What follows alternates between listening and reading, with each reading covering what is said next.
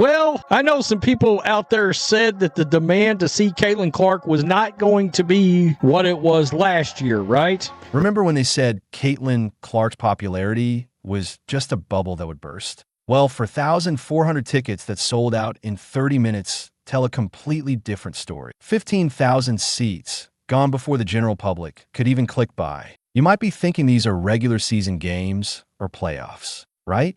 No, these are preseason tickets. Meanwhile, other WNBA stars can barely fill 4,000-seat gyms. The numbers don't lie, and the haters are in absolute shambles right now. Remember when the experts said Caitlin Clark's popularity would fade? That the hype around her was just temporary?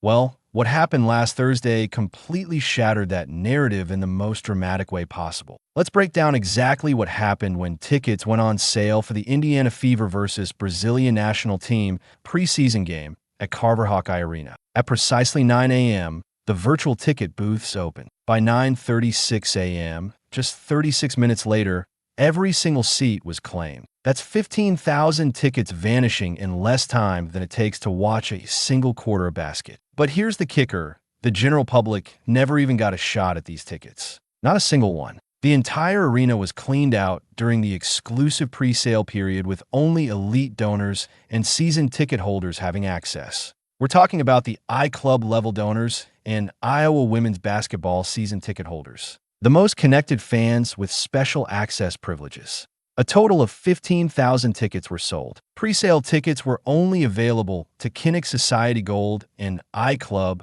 level donors and Iowa women's basketball season ticket holders. Think about this for a second. This wasn't some championship game or playoff matchup where you'd expect this kind of frenzy. This was a preseason game, a warm-up, the kind of game where teams are still figuring out rotations and players are just getting into rhythm. Yet 15,000 people fought for those tickets like they were the last lifeboat on the Titanic. And if you think that's crazy, wait until you see what happened next. Those lucky few who managed to snag tickets immediately realized what they had. Gold.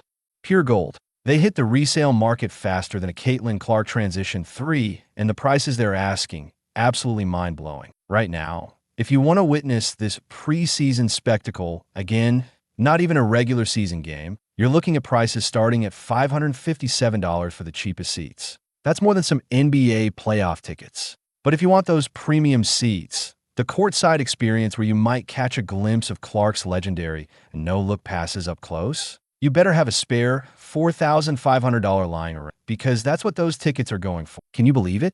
$4,500 to watch a preseason women's basketball game. These aren't prices we've ever seen in women's basketball history. Not for Diana Taurasi, not for Sue Bird, not for Candace Parker, not for anyone else. The demand is so unprecedented that forcing us to rethink everything we thought we knew about the economics of women's basketball. This isn't just fans showing up. This is fans willing to pay more than what many people spend on their monthly mortgage just to be in the building for a practice game, essentially. Ever seen what happens when you drop a rock star into an indie coffee shop? That's basically what Caitlin Clark is doing to the WNBA right now. While thousands of fans are fighting over $4,500 tickets to see her in action, let's take a look at what happens when other WNBA stars take the court. The contrast isn't just surprising, it's downright shocking. Think about this for a second. The Washington Mystics play in an arena that holds just 4,200 fans. That's smaller than many high school gymnasiums across America. And despite claiming they sold out all their home games last season, they still ranked third to last in league attendance.